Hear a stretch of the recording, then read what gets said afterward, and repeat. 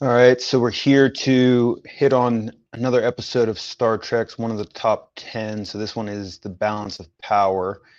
And what the predominant plot of this one is that Terror. it appears that the Romulans have entered the neutral zone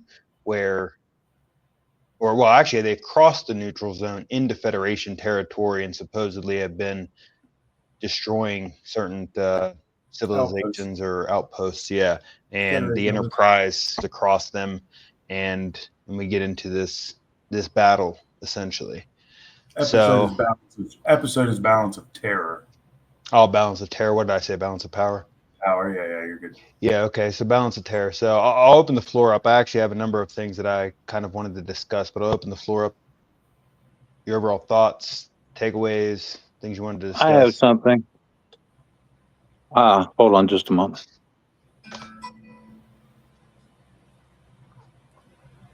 Okay. I want to say this because I saw Star Trek when I was a kid. And You're muted. I had to. I started coughing. I watched Star Trek when I was a kid. And interestingly enough, this was an episode I'd never seen. So that was kind of cool. And the other thing that I found really cool about this was apparently this was the first time anyone had seen a Romulan. Because they talked about the war and how no one had seen them and whatnot. And they saw them, and of course, they look like Vulcans. And, I mean, that built into the distrust and the bigotry in the movie. But the fact that, Spock didn't know about them either, and he thinks that they might have been an offshoot of Vulcans before they adopted logic as a culture. And anyway, I found that really cool. And I thought it really played well with Spock. The way he agreed with that guy, and he was talking about, well, if they are an offshoot of Vulcans, it's they're going to be really bad news people. And it's funny that in the newer Star Treks, the Klingons have made peace and are actually part of the Federation now, but the Romulans still have not. Yeah, well, I think that aspect with Spock and Vulcans being similar or an offshoot, with the Romulans, right? That's one of the bigger underlying themes of this show is that idea of bigotry, racism, things like that. I mean, it actually kind of reminds me a little bit about like internment camps during World War II with the Japanese here in the U.S., right? Or even probably the distrust of Germans, or hell, even after 9/11 with Muslims and such. Just because you share some trait doesn't mean that you have anything to do with them, right? And I thought that even on that note that Kirk handle you see his leadership there, right? Even as you see the undertones of bigotry coming through from one of the navigators, he tells them Styles. who rightly so, right? Yeah, Styles, who rightly so, from his personal point of view, who had a father who died in the Romulan Wars and whatnot, that he has some hatred there, but it's misplaced there with Spock. But I think Kirk handles it, pretty well. Like, hey, leave, bigotry has no place here. Leave it in your quarters, type of thing. And you see some redemption, there towards the end. And I really liked Spock's take on it, whether or not I'm sure it like affected him, and he was appreciative of it. But in the same manner, the way he outwardly shows it is, I was just doing what's like logical and necessary. So. Having saved Styles whenever the gas and everything's coming through. So yeah, I appreciated that. I also like the fact that when Kirk was showing his leadership with Styles, he pointed out to him that was their war, not ours. Yeah. I mean, my goodness, you look at human history to this day, how much of that is just, well, we're fighting because we've always fought type of nonsense. Right. Good Lord. Taking up the mantle of one's country, nation, company, corporation, whatever. For me, really good episode. I'd like to point out, I think it's probably lost because it's just such a great episode. But unlike probably, and again, I'm not the most well-versed Star Trek guy. I'm really just getting into it now. I've watched a lot of the movies and whatnot, but not super duper well-versed in terms of the whole universe and the mythoses and things of that nature. However, this episode took place entirely within the ship Enterprise, barring patch-ins to the Federation outpost with Hansen when they were being attacked, and the short images you get of the bridge in terms of being on the bridge of the Romulan ship. So for me, it's a lot like The Enemy Below or any of those classic, World War II submarine films where you've got the enemies that can or can't, they catch the glimpses of each other, these evenly matched, effectively evenly matched vessels, effectively evenly matched tacticians. And the thing that I really like about it is you brought up Kirk's leadership. It's not necessarily bigotry that, because we never see any of Styles' bigotry come forth until we see what Romulans look like. And for those out there in the ether that happen to watch this, Romulans and Vulcans are the same species. They just diverged in terms of their ideologies and philosophies. The Vulcans wound up following logic and the abandonment of emotion under Surak, and the Romulans maintained that militaristic martial cultural ideology and ethos, I guess you'd say. So I thought it was interesting how, you don't really see these things come to bear until, like you said, something happens to put it into people's mind that, oh, if this person or this thing looks a certain way or behaves a certain way, then it obviously has to be this thing. Whereas, they may look the same, but they're completely different things. And, the whole don't judge a book by the cover. And with Kirk, just the massive, I think for both of them, really, for Mark Leonard's character, who, for interestingly enough, later on will play Spock's father. So maybe Spock's part Romulan. But I just thought it's just a really good interpretation and portrayal of the weight that comes with command, and how, not only do you have to make decisions that affect the entire ship outwardly in terms of how you interact with your environment and those things which may come across your path, but also how you have to navigate the interpersonal relationships, the maybe subconscious emotions that people have towards others because of things in their past or their life experiences. So I just think, again, it's a perfect example of Star Trek doing what it does best, and that's writing compelling dialogue and setting up a story and plot premise to where you can infer so much from it and relate it to actual circumstances, whether large or small in magnitude. And it just resonates and you can pick it apart infinitely. Yeah, I want to come back actually to that. Go ahead. I was just saying, him talking about it reminding him of the submarine movie, it did me too. I think that was very clear. But one of the things that did make me chuckle, and again, you get this a lot with the older TV shows and stuff, was, remember he made them all be quiet on the bridge, like they made them all be quiet in the submarines. And I'm thinking, all right, their space detection is such that they can hear if you sneeze or drop something, but they can't figure out a different way to detect where your turned off ship is. But every time they showed the Enterprise, that one thing was still spinning. So, it just a little inconsistency or whatnot. Yes, I got that, and that part gave me a chuckle. And I think that's one of the things, because they do make really compelling stories, and I didn't realize that when I was a kid. It's rewatching them now, I see the depth to the writing and whatnot. But it tickles me that you get the comic relief of, oh, that's kind of, that wouldn't work that way or whatever now. Yeah, I mean, they're universal stories, and yeah, it reminded me, I think it's U-571 is the movie that it kind of reminded me of. I'm pretty sure in that movie, that's when they had to be really quiet and everything. Yeah, that's another one. Yeah, I'm not entirely sure what all their detection methods are. Yeah, Red October as well. But I wanted to come back actually, because something that stuck out to me a lot, and James mentioned the interpersonal relationship aspect of leadership with Kirk and everything like that. And I was thinking not only from the leadership perspective, but from a service perspective, right? Because we open up this show with a wedding.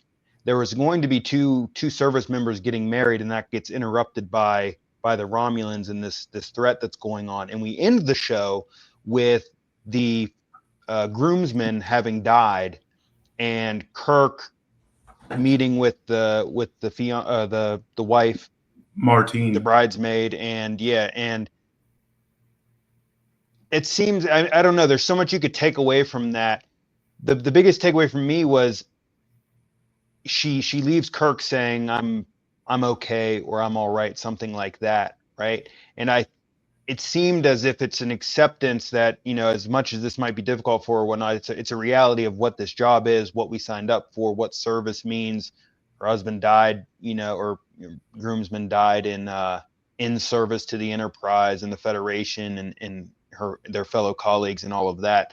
And I don't know, that resonated, and it's interesting to kind of see Kirk's response to that, where it was just facial expressions and whatnot. Whether it'd be so tough in a command position like that to be dealing with people's personal lives and everything else, and the reality of humanity and everything going on, and being unsure as to how does this impact my crew? What's their service going to be like? Are they going to be fit and ready? What's the long-term on? ramifications of this type of trauma? Yeah, exactly. And that, I don't know, that was just a very fascinating aspect of it. I like the fact you pointed that out, and I'll elaborate on that topic just real quickly.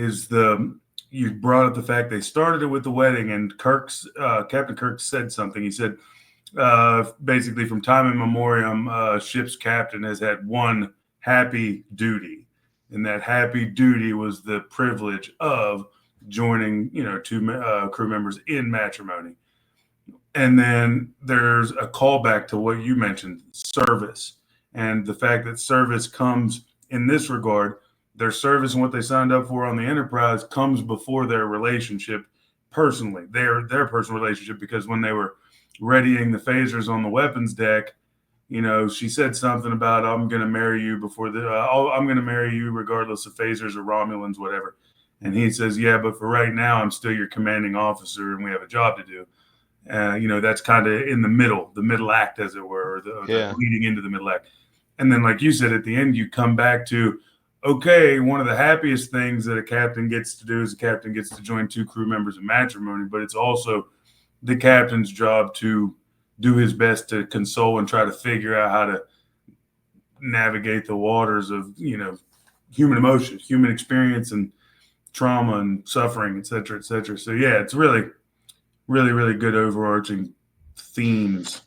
Yeah, and you mentioned at the beginning of this how this all took place on the Enterprise, and there's actually I learned this some time ago. I don't remember the exact name. I think maybe that's called a canned episode or something along those lines. It's a very low budget, low cost method, and it's interesting because I'm pretty sure that the person that this was Paul Chatto on YouTube. He was an executive producer in Canada for television shows and whatnot, and he was talking about this, and I'm pretty sure that it was something that did happen around the middle season of television shows and whatnot. It's very low budget. It's all contained on the set, all of that. And so that's just an interesting, I guess, production aspect of it. I forget the exact term for it. I think it may be canned I believe episode. It is a canned episode. Yeah, that sounds right. And I love those episodes actually, because particularly whenever it's well done, because it shows how much you can get done in a very limited manner. Dialogue and acting can take you a long way, and a cogent and coherent storyline. Yeah, there's some of those movies, two of them. I was just going to mention two quick movies that remind me of that. It's 27 Hours, I think, with James Franco. He's in the ravine, trapped there, and has to cut it. It's based off that story where the hiker had to cut their arm off, right? But it's all closed hours, I think it is. Is it? And there's another. Yeah, that would make a lot more sense than a day. And then there's another one where the guy, I forget the name of it, but a guy's buried alive, and like the entire episode is him in the casket or whatever, trying to get out. Yeah. And it's a great movie. I mean, like, there's nothing else to it. There's no other people. There's no other stuff going on. It's all in there. It's compelling. Yeah, and it's still compelling. So you can do a lot if you're very creative and good at Yeah. what you do. And see, that's exactly what I was going to mention was a movie of that, and that was Nefarious.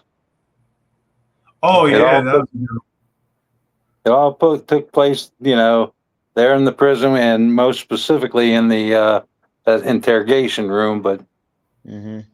yeah, that was the only other thing I took away from this episode that I always like seeing when I watch older things or read old comic books or read old books, and that's just a quick note on the advancement of technology in the real world. And if you remember at the beginning when they're trying to determine why they can't see this Romulan ship, Spock says something along the nature of, he says, invisibility is theoretically possible by bending and manipulating light, da da da da. However, the power consumption is enormous. Maybe they've figured that out. And just like most uh, crazy technologies that we see in military applications or just technological advancements in different industries, a lot of these things we're talking about, we see them in sci-fi or detective comics and the Batman series and all of these things long before they're ever actualized and realized in the real world. But I thought that was cool given the fact that now the invisibility systems, some of the most effective ones we see, quite literally are the manipulation of light to trick the eye into believing that something is not there. Yeah, that I mean that kind of ancillary to the last thing that I thought was also respectable in the show, and that was the respect for your enemy, right? And you really saw it between both of the starship's leaders, Kirk and the Romulan leader, really respecting how their leadership works. They had similar thinking styles. I think it's even stated in the episode at some point that, in a different reality, maybe we could have been friends type of thing. So it was more so they're duty bound to behave in the manner in which they're behaving in, while simultaneously not underestimating one another, still being able to respect one another and their Yeah. command structure and everything like that. It kind of, I guess it's not, I'm sure there's a much better real life example of this, but it's similar to the pause in World War II during Christmas when the soldiers were crossed the no man's zone and, Wasn't that World singing War carols and One? playing yeah, soccer. that was World War World One. War One, wasn't it? Okay, World War One. Either way, yeah, I know what you mean. Yeah. That And grudging respect and the ability to, set aside. yeah, I have no personal beef with you. I'm just doing my duty Yeah. type of thing. And it's a shame in a way. I mean, that's why they even ended it during the war in real life, was because they were afraid that they'd stop fighting each other if they became too close, Too which is close. just Insane. mind-boggling when you think about it. It's like, what outcome are you hoping to achieve? Where, I guess if you're the Germans, for example, maybe it's, conquest and whatnot, and probably the same for the others to an extent. I don't know, but yeah, it was a good episode. It's definitely one up there on mine. You learn a lot, and there's a lot Yeah, of really good underlying themes there. it's really good. You said something that sparked something I thought about that episode, and now for the life of me, I can't remember what it was. But yeah, it was a really good episode. Excellent episode, actually. All right. Well, we'll end that there. If you get a chance and you like this review, check us out on our next one. We're going to be taking a look at the City on the Edge of Forever, one of the last episodes in the first season. Until next time, take care.